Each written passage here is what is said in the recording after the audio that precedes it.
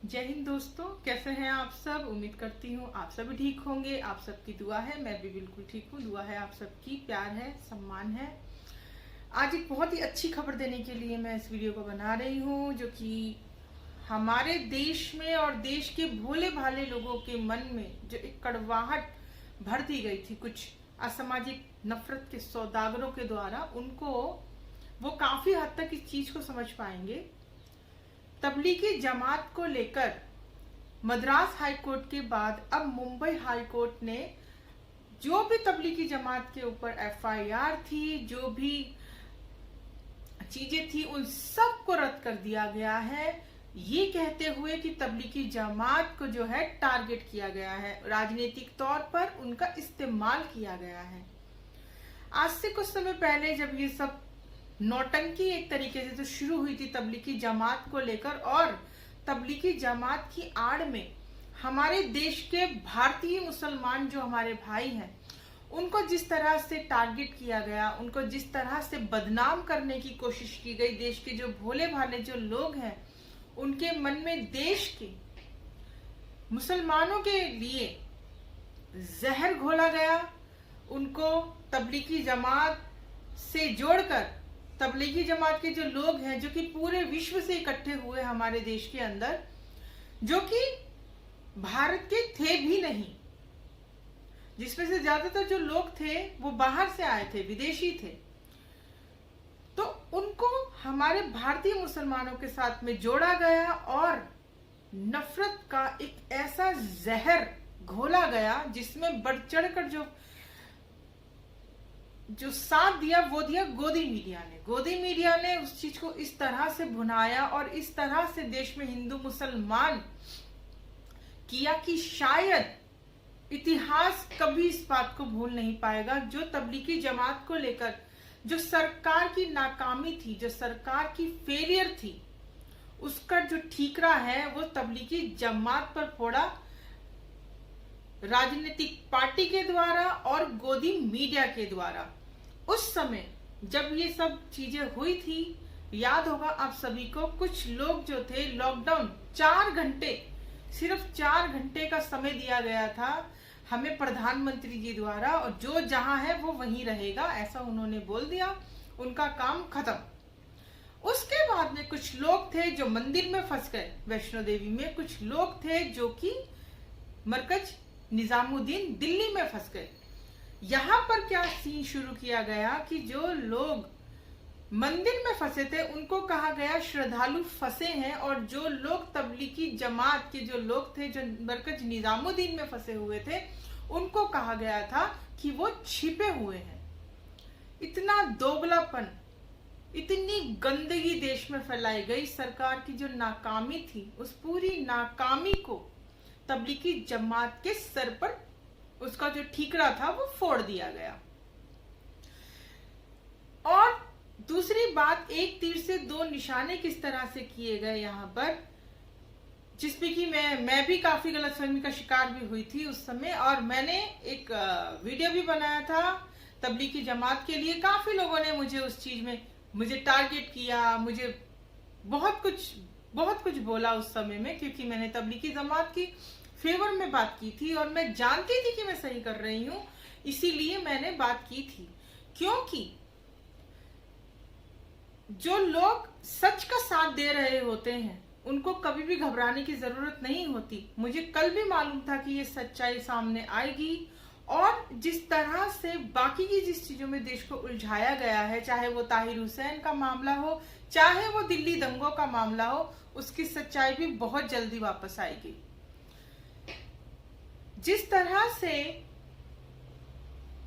तबलीगी जमात को लेकर भारतीय मुसलमानों के साथ में गलत किया गया, उनके साथ में भेदभाव किया गया, उनको टारगेट किया गया। बीजेपी के अंधभक्त तो गांव-गांव तक चले गए ढोल नगाड़े लेकर, और बाकायदा अनाउंसमेंट करने लगे कि इनका बहिष्कार करें, ये लोग कोरोना फैला रहे हैं, कोरोना कोरोना कोरोना। तबलीग जमात को उससे कंप्लीटली जोड़ दिया गया, इतना गलत किया गया। आज मुझे ऐसा लगता है, मेरा ऐसा मानना है, जितने भी लोगों ने उस समय में इन नफरत के सौदागरों के बरगलाने में आकर अपने देश के भारतीय मुसलमानों के साथ में गलत व्यवहार किया था, उनको गलत समझा था, आज उन सबको माफी मांगनी चाहिए अपने देश के भारतीय मुसलमानों से, तबलीगी जमात के लोगों से। तबलीगी जमात के वो लोग जो विदेशों से आए थे, हमारी सरकार की परमिशन से आए थे हमारे देश के अंदर, उनको हिंदी तक ठीक से बोलनी नहीं आती थी, उनके साथ में गलत व्यवहार किया गया, अस्पतालों के अंदर उनको गलत तरीके से उनको ट्रीट किया गया, उनको उनके लिए ये कहा गया कि वो ये खाना मांग रहे हैं, वो मांग रहे हैं, वो कपड़े उतार के घूम रहे हैं, वो थूक रहे हैं, वो ये, जबकि वो सारी चीजें थी वो लगातार झूठी साबित होती गई। कई तो चैनलों ने जो है माफी भी मांगी कि उन्होंने झूठी चीजों को प्रसारित किया।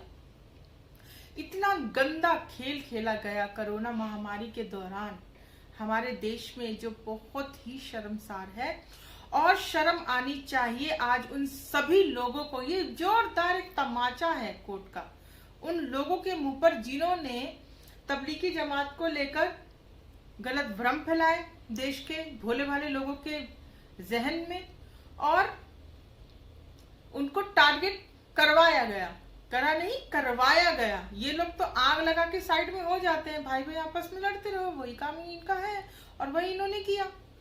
तो आज आप सभी लोगों को, देश के सभी लोगों की ये जिम्मेदारी बनती है तबलीगी जमात के लोगों से और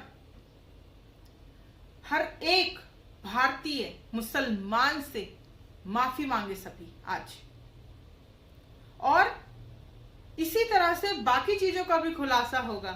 क्यों हम इतना बात कर लेते हैं, क्यों हम इतनी आवाज उठा लेते हैं, क्यों? क्योंकि हम सच बोलते हैं, क्योंकि हम सच की राह पे चल रहे हैं, क्योंकि हम ये जानते हैं आज नहीं तो कल, नहीं तो परसों ये सच सामने आएगा ही। सत्यमेव जयते, वो कभी हार नहीं सकता। ठीक है, सत्य को बरगलाया जा सकता है, कुछ दिनों के लिए छुपाया जा सकता है, लेकिन सच सामने आकर रहता है। जिस तरह से ये आया है बाकी सच भी सामने आएंगे। तो आज और एक दूसरी बात मैं कहना चाहती हूँ, बहुत ही जरूरी बात है। तबलीगी जमात के एफआईआर के मामले में एफआईआर कराई थी बीजेपी ने और इस पे टारगेट किया गया दिल्ली मुख्यमंत्री अरविंद केजरीवाल को, जिस बारे में मुझे भी पहले नहीं पता था। मैंने भी वीडियो बना दिया उनके खिलाफ और बोला मैंने कि उनको इस तरह से मरकज निजामुद्दीन पर एफआईआर नहीं करानी चाहिए थी। लेकिन मेरे वीडियो बनाने के कुछ ही दिनों के बाद मुझे पता चला, जब तिलक नगर से जो विधायक हैं आम आदमी पार्टी के, जब उन्होंने इस चीज का खुलासा किया कि तबलीगी जमात पर जो एफआईआर है, जो एफआईआर दर्ज की गई है, वो दिल्ली सरकार की तरफ से नहीं, वो बीजेपी केंद्र सरकार की तरफ से की गई है। केंद्र सरकार से मैं इस वीडियो के माध्यम से कहना चाहूंगी, वो तुरंत सारे मामलों को, सारी एफआईआर को रद्द करवाए, कोर्ट में सबमिट कराए वो सारी चीजें, और तबलीगी जमात से, देश के मुसलमानों से माफी मांगे वो लोग। जिस तरह से उन्होंने देश को भटकाने का काम किया है, बरगलाने का काम किया है, और इसी तरह से दिल्ली दंगों की सच्चाई भी बहुत जल्द सामने आएगी। सभी दुआ कीजिए, उस ऊपर वाले से, परमपिता परमेश्वर से प्रार्थना कीजिए, ये बात भी सामने जरूर आएगी। चलिए, खुश रहिए, दूसरों को खुश रखिए, इंतजार कीजिए इस तरह के नए नए खुलासों का, जो कि बहुत ही जल्द होगा, क्योंकि हम जानते हैं हम सच बोल रहे हैं। इसीलिए घबराने की कोई आवश्यकता नहीं है, आज नहीं तो कल सच तो सामने आएगा ही। ठीक है, चलिए, जय हिंद, जय भारत, भारत माता की जय। तबलीगी जमात से मैं पूरे देश की तरफ से, देश की बेटी ये ममता सेठी आप सबसे माफी चाहती है। आप लोगों के साथ जो गलत व्यवहार किया गया देश के अंदर, जो विदेश से जो लोग आए थे, उन सब से मैं माफी मांगती हूँ। अपने देश की तरफ से, एक एक नागरिक की तरफ से मैं तबलीगी जमात से माफी मांगती हूँ। उनके साथ में गलत व्यवहार किया गया।